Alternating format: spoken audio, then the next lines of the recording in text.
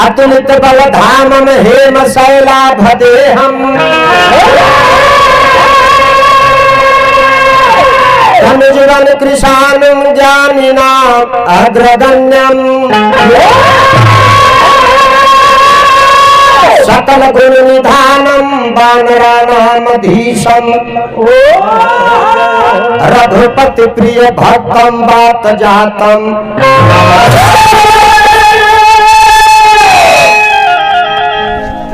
देखिए यह श्लोक के साधारण अर्थ भाई जन के रामायण में लिखल बा।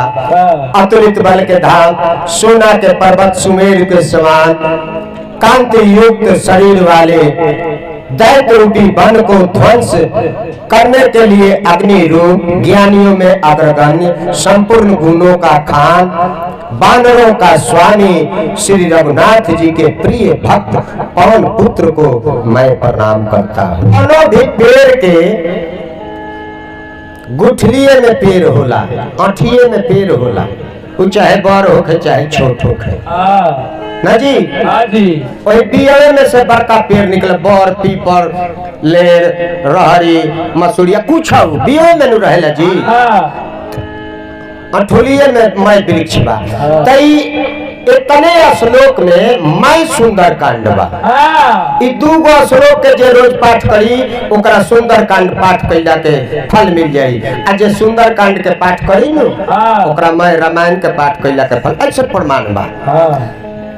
पूरा सुंदर कांड के बाद इतने में गोस्वामी जी लिख देले वाले अर्थ बताओनी हम उसे कोनो बहुत मतलब नहीं निकला तो निचोड़ का भाई सुंदर कांड के माने का भाई माने हनुमान जी जई है सीता जी के पता लगावे, लंका ऐसा अभेद्य किला भेटाई, रावण ऐसा अनेकों बलशाली वहाँ दैत्य भेटाई है ना जी। तो जहाँ जैसन जगह होला वैसन आदमी के भेजल जाला। अतुलित बल धाम माने बल, अतुलित बल के धाम के भेजल जाता है। कर माने कि जो लंका में बल प्रयोग होखे वाला बा, लेकिन सारा बात यही में बा। हेम शैलाभदेहम्, ऐ रावण सोना के लंका पर तू इतराता रह, हम जेकरा के भेजत तनी हेम शैलाभदेहम्, उदेहिए सोना के पहाड़ हो। माने हम सोना के पहाड़ भेजतनी, हनुमान जी के सोना के पहाड़ बतावतनी गोस्वामी जी। धनुज वन कृशानु माने दानव रूपी जंगल के दहन करे खातिर, जरावे खातिर आग भेजतनी। एकर माने कि लंका दहन भी होखे वाला बा। कहले जे बिना कहले हो गई तो है श्लोक के अर्थ लगाओ, बिना कहले हो गई। गोस्वामी जी पहले ही इशारा करतनी कि जरावे खातिर हम आग भेजतनी, एकर माने कि लंका दहन होखे वाला बा। ज्ञानी नाम अग्रगण्यम, ऐ रावण तू बहुत ज्ञानी बनेला, बहुत सबका से सवाल करेला नु, तब ज्ञानियों में अग्रगण्य के हम भेजतनी तारा सब सवाल के उत्तर दी है। माने तारा ज्ञान रूपी अभिमान के भी ईमान मर्दन करी है।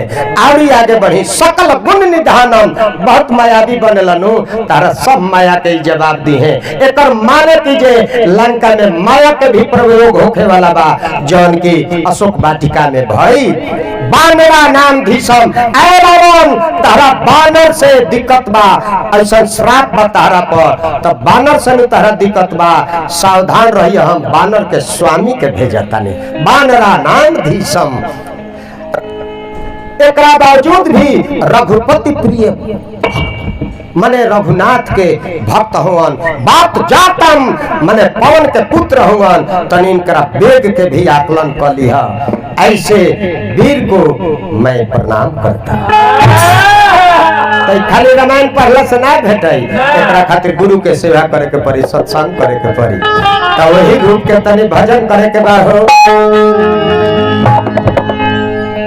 कि पलथा अपन सोना के पर्वत चम चम चमकत बाए हनुमान जी।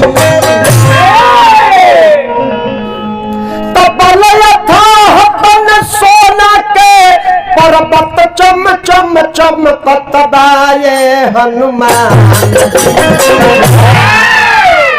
तू है सुंदर रूपवा मन सुमिरत बा ए हनुमान।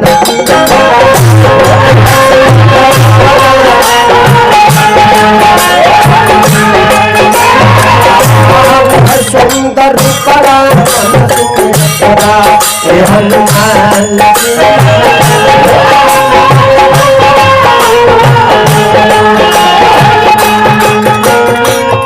समय ढेर हो गई बात बेंजू बाबा बिना म्यूजिक के कह देने के बाद कहते और मैं तो ठीक देखे हो ज्ञानियों में ज्ञानी रहना पहले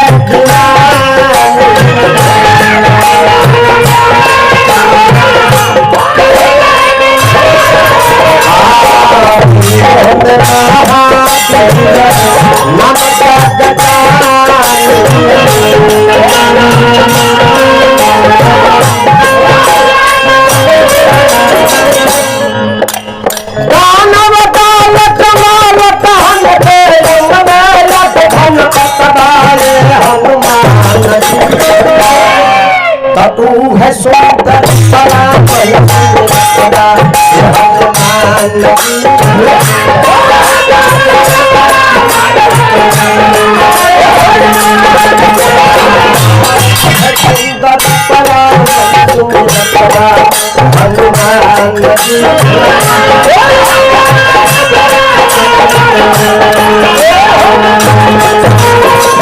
आगे का सबसे महान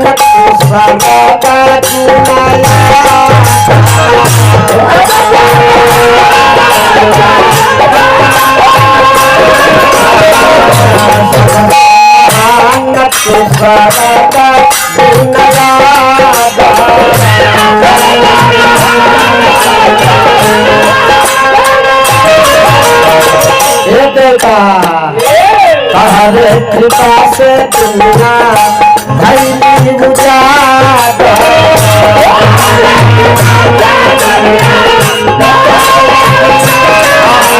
हरे कृपा से दुनिया भैली उजागर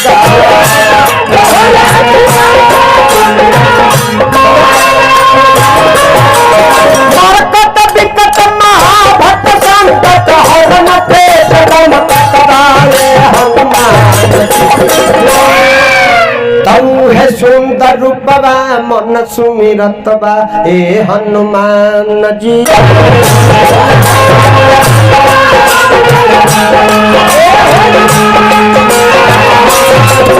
मन सुमिरत बा हे हनुमान जी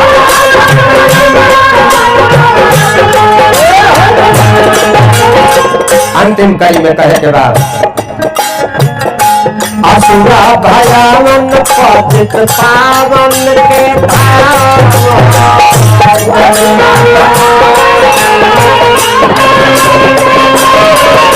असुरा भयावन पतित पावन के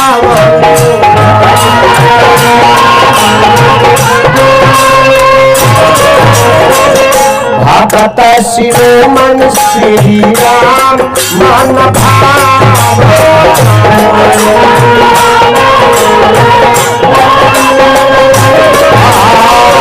भगत शिरोमणि श्री राम